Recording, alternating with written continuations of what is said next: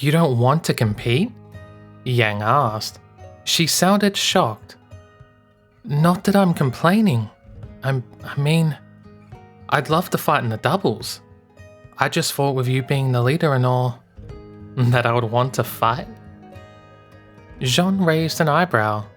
Yeah. When you put it like that, it seems stupid. I forgot how lazy you are. He flicked a seed across the counter, aiming it towards her nose. She opened her mouth and caught it, wiggling her eyebrows. She yelped as the second caught her. Yang never noticed the second. That was just the kind of person she was. I'm not doing it to avoid the effort, he said. And thanks for assuming that, by the way. No probs, Dad. She ducked under the counter to avoid his retaliation, but the chef turning around with the food prevented him following up. They were all at a store in the Colosseum still. Team RRNN was off enjoying their own celebration in a more energetic manner than any of them cared to emulate. I'm not setting it up like this to be lazy, he said. The fact that both Yang and Blake looked at him like they didn't believe him made his eye twitch. Hey, I'm being serious here. Okay. Yang said. We believe you, Blake added. They totally didn't. What unruly daughters he had. Ugh, forget it. The reason I chose Yang and Weiss is because they have the best combination of control, power, and endurance. And because he knew it would work from all the previous times. Weiss has her dust, glyphs, and ice attacks, while Yang's brute force and semblance will complement her. Blake, you're fast and just as skilled, but I think you and Weiss both fulfill the glass cannon criteria. We need someone who can take a hit. You hear that, Blake? Guess we both know who the favorite daughter is. Do we? Blake smirked. All I heard was him say one of us is good at absorbing damage with our face. I wonder who he meant. Yang growled and leaned across the table. It was a fairly good Zui impression, but unlike with the dog, Blake didn't panic and hide. He rolled his eyes, letting it go on for a moment. It wasn't like he could explain the real reason he wanted the fights like this, namely that his aura was out and he didn't want to risk it again. Beating NDGO was a risk that paid off. There was only so many times he could do that before his luck, crappy as it was, ran out. Well, I get the layout, Yang finally said, content to ignore Blake. I know you're not as strong as me in a straight-up fight, but I thought your... She trailed off. Strategy? He offered. Cheating? Yang said, snapping a fist into her palm of her hand. That's the word. Yeah. I thought your absolute cheating would be good for, getting us to win. Yang, preparation isn't cheating, Blake said. He decided to keep quiet on that one. Preparation might not be, but he had a feeling they wouldn't consider his rigging off the fights and arena to fit within that definition. I'll still be helping out, he said. I'll do research on your opponents, offer any plans I have, and generally do what I can to help. See? I'm not being lazy. I'm helping. Yeah. Don't pull a muscle, old man. Yang giggled. Hey Weiss, what do you think? Me and you? You and I? We're going to kick butt. Oh, yeah. It'll be great. Weiss hadn't so much as touched her food. Yang sent him a long look.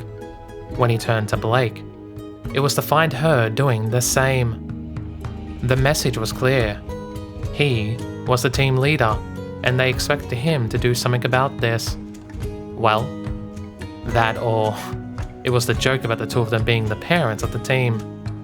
Why did that always come back to bite him? Touching a prickly Weiss was a dangerous prospect. He glanced to the others for help. Yang and Blake had moved as far away as they conceivably could. Gee, thanks guys. Jean took a deep breath. Weiss, you're not paying attention. What? Weiss looked up from her food. I am too. We were talking about the fights and making the teams. Yeah? And who did I say would fight? Yang and you, she said, and I'm fine with that. Wise, it's you and Yang, not me. I'm not fighting. Oh, well, I'm fine with that too. Wise. He sighed and leaned on the counter, bringing his eyes down to her level. What's wrong, Wise? You've been off all day, and now it is all day. It's gone noon. It's not even 2. She tried. Her defiance wilted under his arch look. I'm... okay. I'm distracted, I'll admit. It's not something worth being worried about. I'll be fine come the fights. I promise. She sighed and put her cutlery down. Can you just leave it alone? Could he? Something was bothering her. That was obvious. And he didn't think he'd seen her like this. Well, ever. Weiss hadn't ever been as close to him as she was now. But the point remained. With a long sigh, he sent a meaningful look towards his teammates. Oh, wow, Yang said, standing up. I just remembered that you said we need to check that bookstore, right, Blake? Yang, Blake sighed. You're not even trying to be. Ow! She clutched her leg beneath the counter. Okay, fine, sure. Bookstore, I need something from it.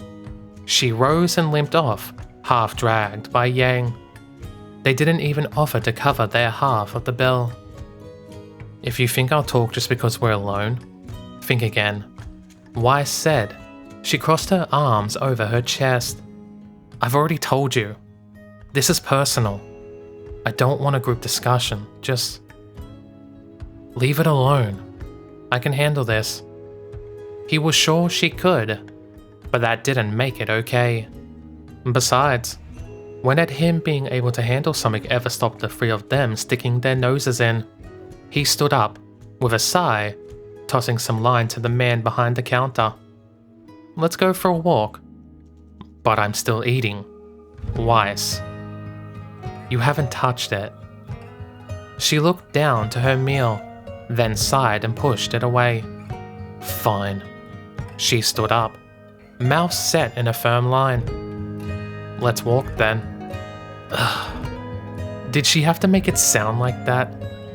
Jean shook his head and jogged to catch up with her, stepping in beside as she stomped her way through a mighty coliseum. No one dared stood in her path. What are they saying? Yang asked. How should I know? Just because I'm a faunus doesn't mean I have super hearing. No, just super eyesight. Yang grinned as her partner snorted. But her vision soon turned back to Weiss and Jean, walking about 50 or so feet ahead of them. It really was too far to tell what they were saying, but at least they were actually talking. That was an improvement on 10 minutes ago. What do you think's bothering her anyway? No idea.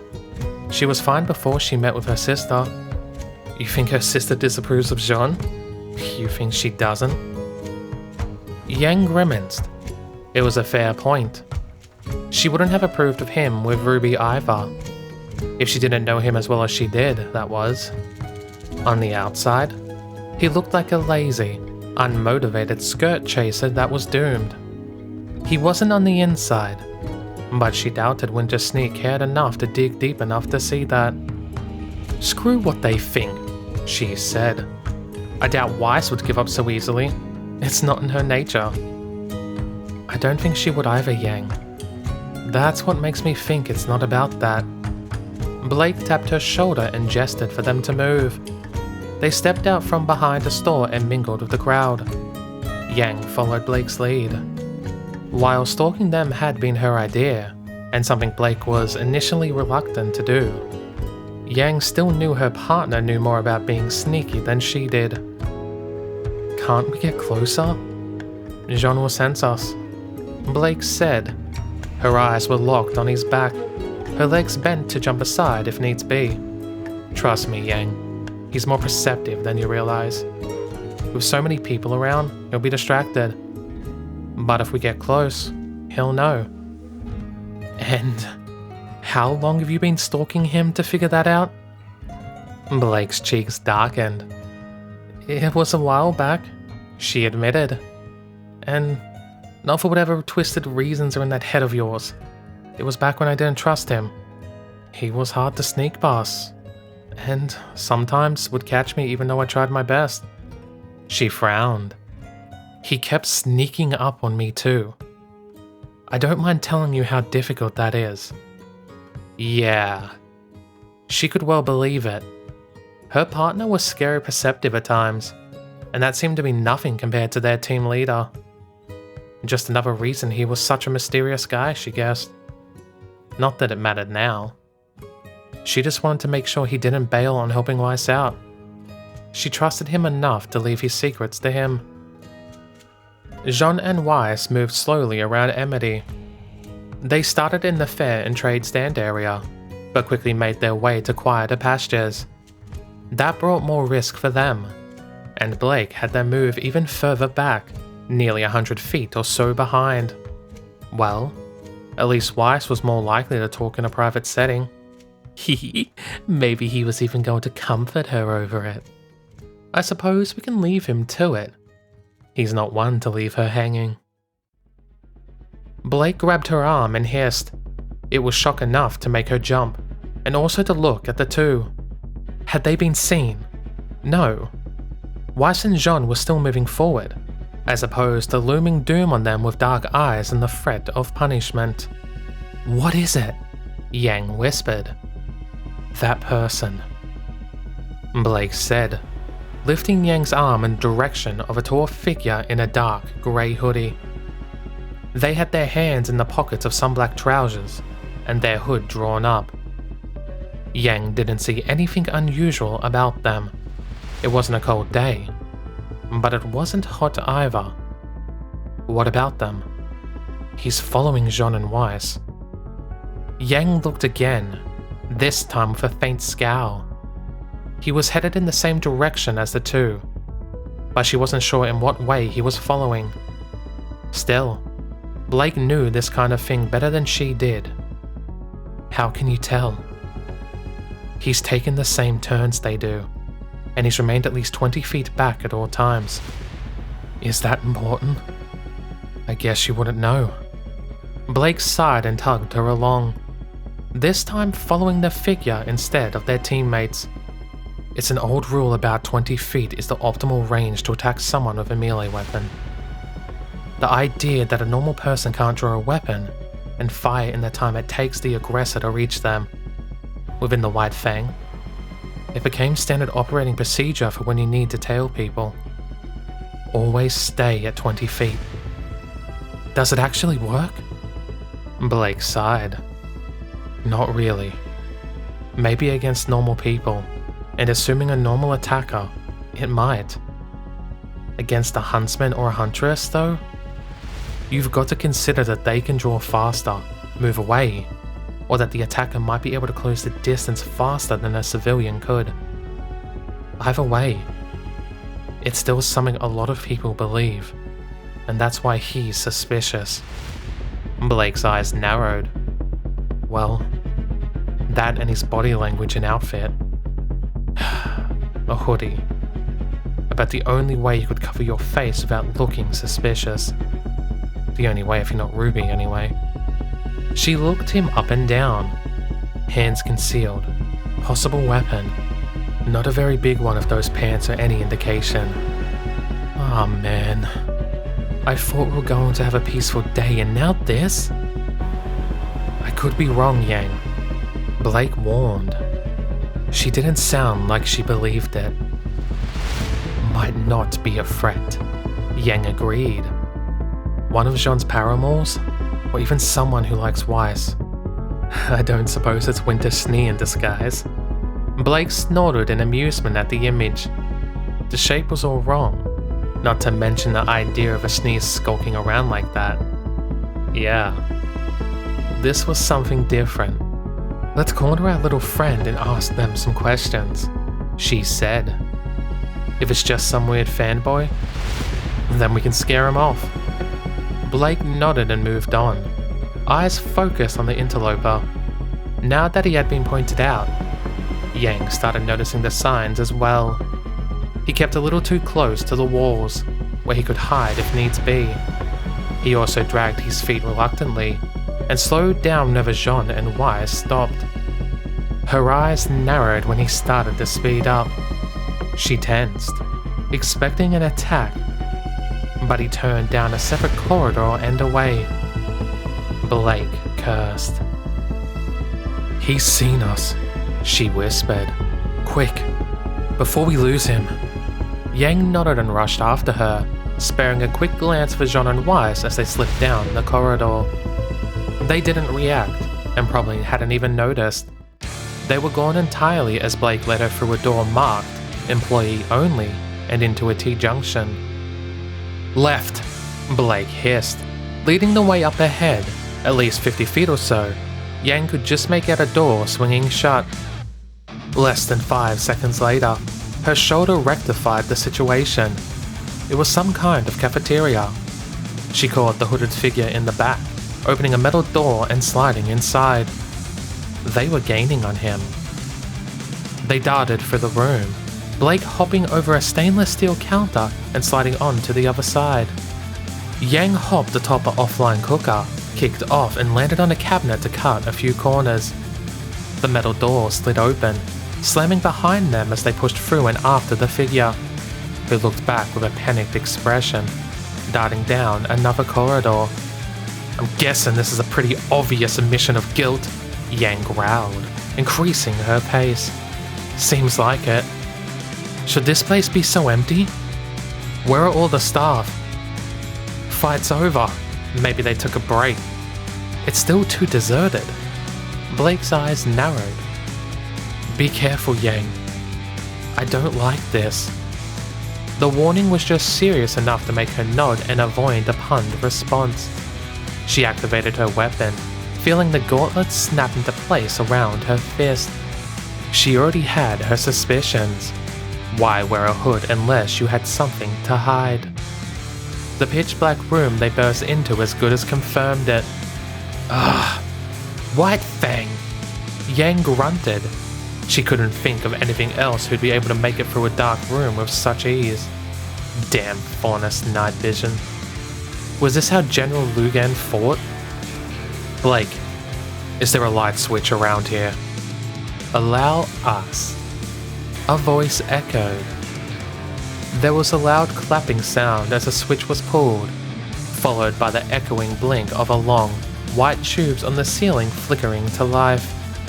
It didn't take long for the room to be illuminated, to reveal the hooded figure, hands on knees, panting before others. Each had a white mask on their face. They stood at the back of what looked to be a storage facility stacked high with crates. "Gee, thanks," Yang said. "You know what? As a thanks, I'll only beat you up a little." She made to take a step forward, but Blake threw an arm across her chest and stopped her. She sent Yang a warning look, and the blonde nodded. "What are you doing here?" Blake asked. "Why were you following our teammates?" "As though we need to answer you, traitor," one of them spat. "Kill them. We don't need any witnesses." The 4 White Fang members drew weapons, while the exhausted one they'd been following staggered back and pulled out a knife. Yang rolled her eyes. "I take it negotiations are over? And hey, look, it went about as well as your last attempt. It's almost like it never works." Yang, "Yeah? Shut up. I'm just saying, how about you don't? Get them!" The apparent leader roared, holding a sword forward. The others surged in.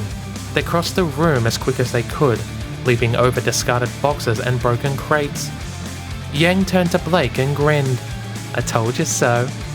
"Damn it, Yang! I told you not to say it." Blake sighed and rolled her eyes.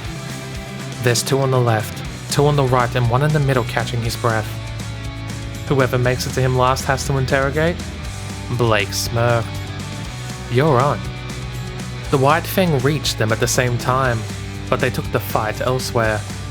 Blake leapt over their heads and drew her 2 away, while Yang slipped under a sword thrust and plunged a fist into the loud guy's face.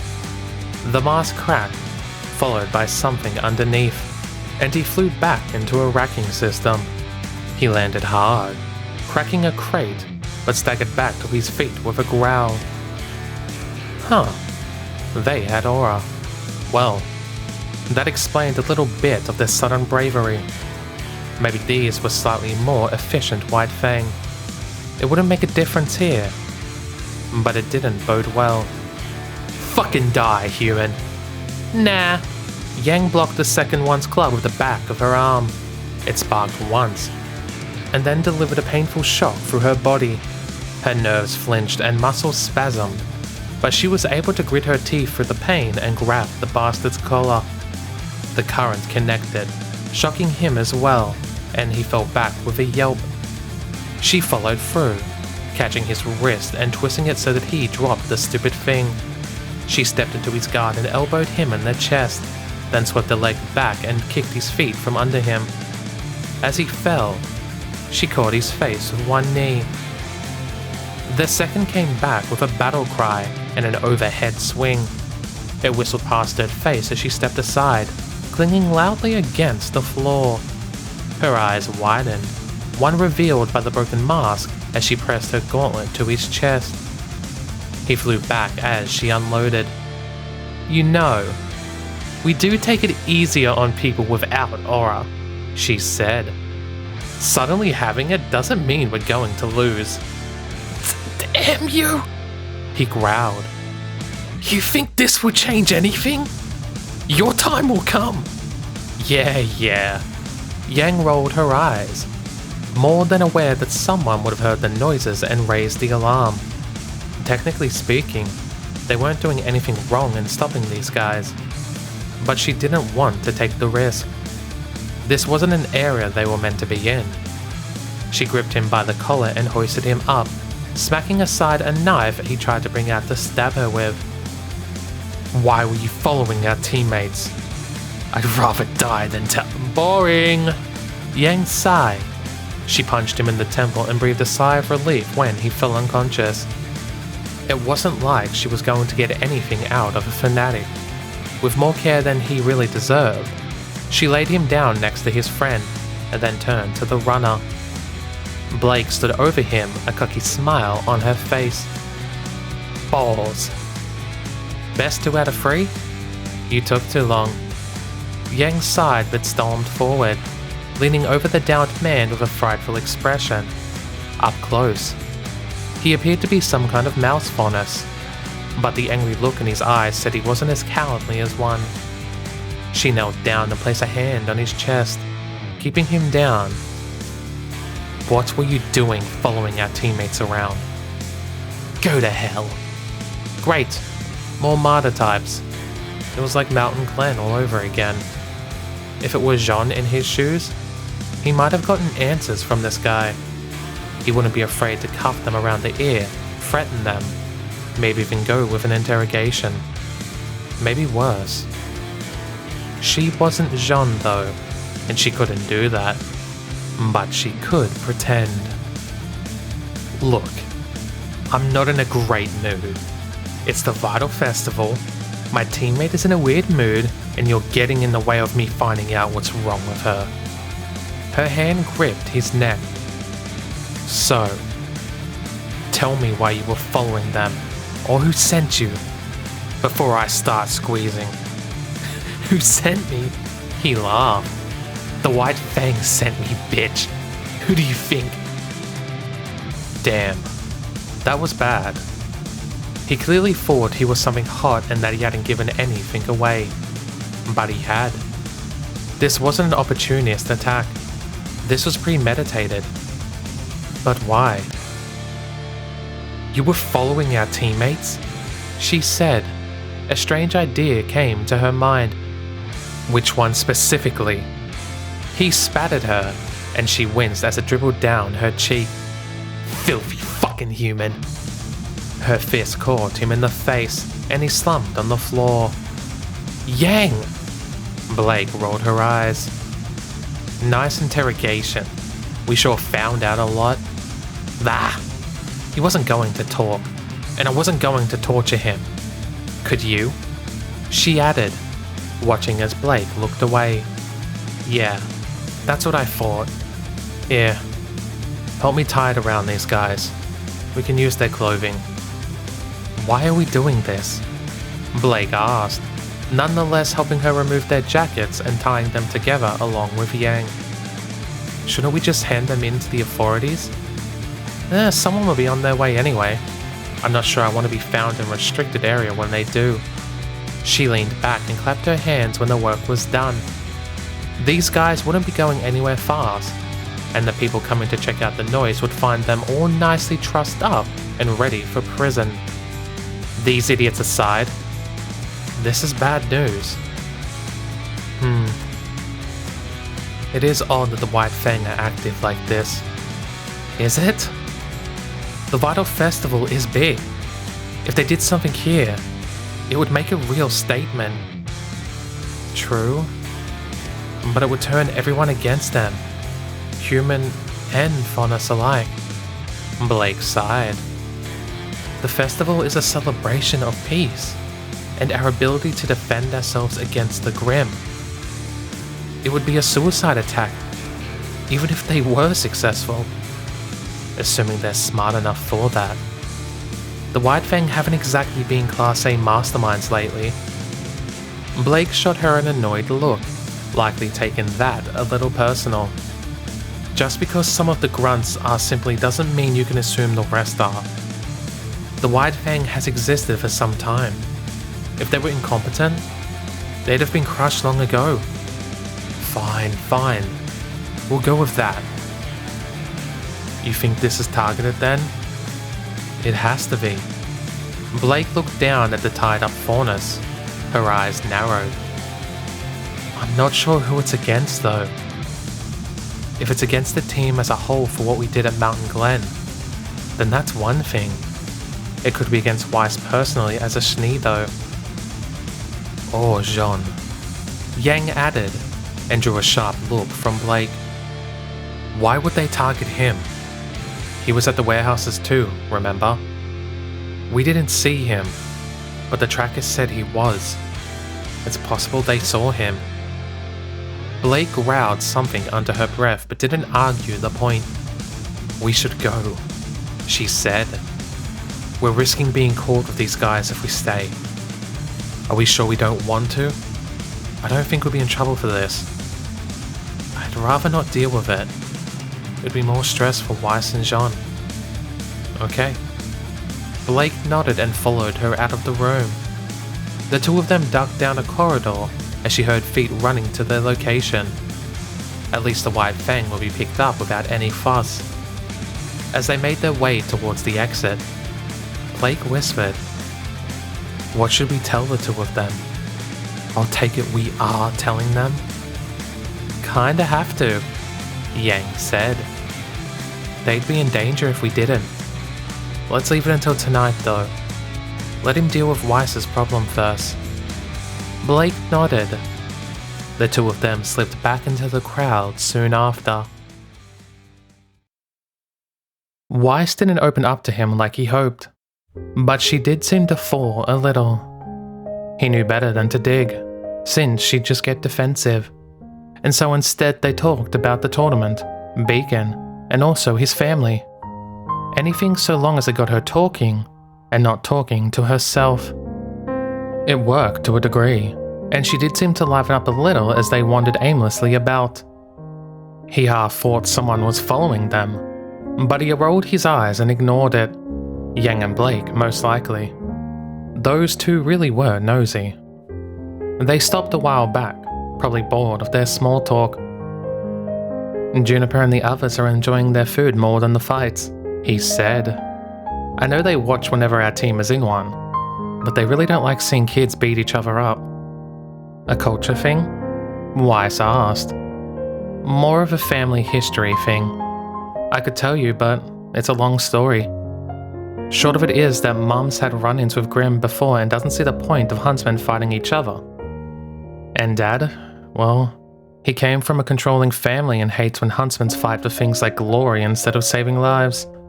What's wrong, Weiss? Do they disapprove of this? No. He laughed and patted her shoulder. Come on, Weiss. You know my mum loves you. This is necessary, and it's a scheduled event. Whether we took part or not, it would still happen. I'm just saying they're disinterested in competitions and things. Hell, I didn't even know who Pyrrha was when I first arrived. Not technically a lie, since his arrival on this repeat couldn't be called his first time in Beacon. You're right. I'm just being silly. Just because someone doesn't enjoy something doesn't mean they hate it. In truth, my father loves this kind of thing, but only because of the benefits involved with winning it. She sighed and looked away. I prefer your family's approach. He waited for her to go on, but as the seconds turned into minutes, he realized she wouldn't. His responsibility again, then. Are you ready to talk about what's wrong yet? Do you think anything has changed? Weiss's lips curled into a snare. She caught herself and looked away a second later. Sorry, I'm not myself today. I can tell. Damn it. The best thing to do would be to leave it. She didn't want to talk about it. I've never been one for the easy option though, or the smart one. Is it something I've done, Weiss? What? No, it's... She cut off, then she eyed him. I won't fall for that. Well, it was worth a shot. Can we talk about something else? She asked. Sure. Like what? How about us? It was so sudden that he almost stumbled, and probably would have if it wasn't for his instincts kicking in. He watched her from the corner of one eye. About them. The two of them. He wanted to delve into this about as much as she did her problem. But wouldn't it be hypocritical of him to say that? What about us? He asked. Can I ask a question? Would I receive an actual answer? He shrugged. If I can answer, Weiss, I'll answer. Weiss sighed and took a deep breath, then looked him in the eye. Why did you turn me down at the dance? That question. Was this what was bothering her? He didn't want to call it silly because it wasn't. Matters of the heart felt more serious than any wound. It just wasn't something he was sure how to get about answering. Was there something wrong with me? She asked. You can be honest. I won't be offended. It's not that there's anything wrong with you. He hedged the words, unsure where to go with them. You're not lacking in anything. I can say that. Anyone would be thrilled to have you look at them in such a way. Then why not you? It's hard to explain. Try. He sighed. I can't explain. It's not something I understand either. He quickly added when she opened her mouth to complain. I'm just not ready for that kind of thing. Not with anyone. There is something stopping me. That's why my relationships with people were always casual. That's not particularly satisfying answer. It's all I have. I know. Weiss sighed and ran a hand through her hair. It was beautiful and silken white, as was she in many regards. He was attracted to her. That he knew. He always had been, even when this all began. It wasn't hard to fall for her again. He could vaguely remember her words once upon a time. Not in 1,000 years, she proclaimed. Well, She was as good as her word. It had been over 1,000, and only now did she consider him worthy. I'm sorry I can't say more, Weiss. She hummed to herself, eyes shut as she came to a pause. They were in some grassy area, sectioned off by trees and flowers. Do you think it would be ever possible for you to return my feelings? Not now, she added. But in time. Is it a not now or a not ever? She looked up to him. Please be honest, even if it's not what you think I want to hear. Her lips were set, eyes hard. She was prepared for his rejection, his terminal one. He couldn't lie, however. It's a not now, he said.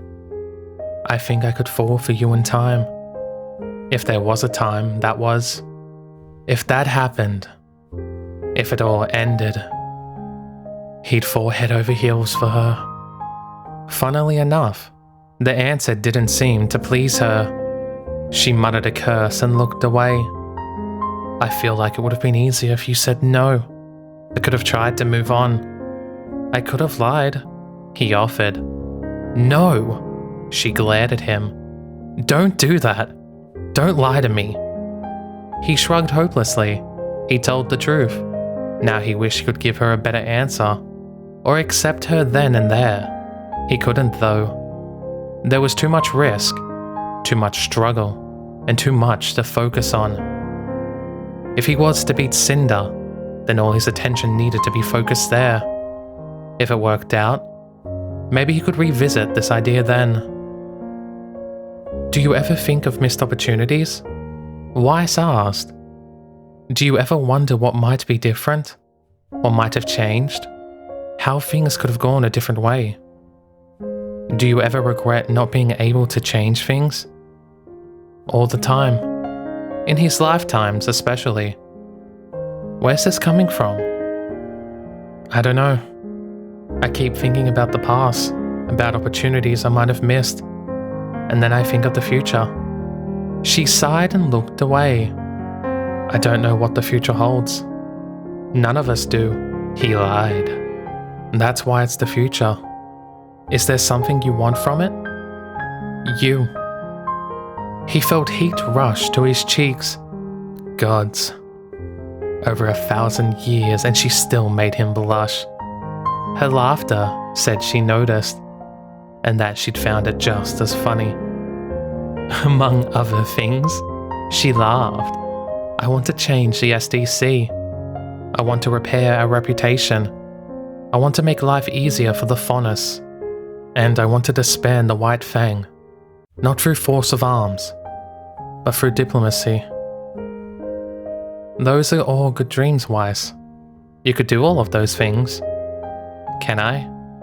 I'm not so sure. She stepped a foot or so away, then sighed and turned back. I'm being melodramatic, forgive me. It's what I said about missed opportunities. I'm afraid I'll speed through life too quickly and lose out on them. Can you imagine what life would be like if we'd never become partners? If our team didn't exist? Oh, he could. It was like a slap to his face. More because he knew it would happen in the future if anything else. He intended to kill Cinder. He intended to stop this. But what if he couldn't? He never succeeded before. There's no reason to think I'll be successful here either. No other reason than hope. I can imagine it, he said. It's something I'd miss. I feel the same. Weiss held a hand to her chest and then looked down at the floor. That's why I like to think of the things we've done as a team. They help me focus on now, instead of what might be later. Weiss, I don't understand. He stepped forward, hesitant to take hold of her. What was she talking about? Where had all this come from? We're still here. I'm still here. Even if that might soon change. What is it you want? If I can help, I will. She smiled coyly. Will you? If I can. What do you want, Weiss? A date. Jean's eyes widened. A date? Yes. Weiss turned to him. She stepped forward so that she was but a foot or so away, head tilted up so that her eyes met his. I know you've said you don't feel the same. I respect that. I'd like to have at least one moment, however. I won't ask you for anything fake, only to spend some time with me in a venue of my choosing. It will be a romantic venue, I'll admit. She looked aside, then gathered her courage to continue. I won't push you, though. I have no expectations for afterwards. It was too surreal. Why Snee asking him out? Essentially giving him the same words he imagined he'd be giving her back when this all began. If he was the sort to be petty, he might have asked her to surrender him. Knowing her musical talents, she would have done it, and better than he ever could. He wanted to say no.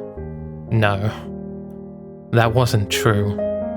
He wanted to say yes, but he knew he should say no.